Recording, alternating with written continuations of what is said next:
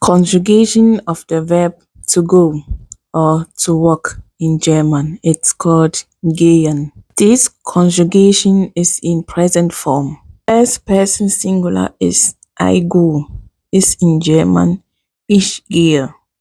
Second person singular is you go, du gehst. Third person singular for masculine is he goes, and it's in German geht. Third person singular for feminine is she goes, and it's in German sie geht. It goes, es geht.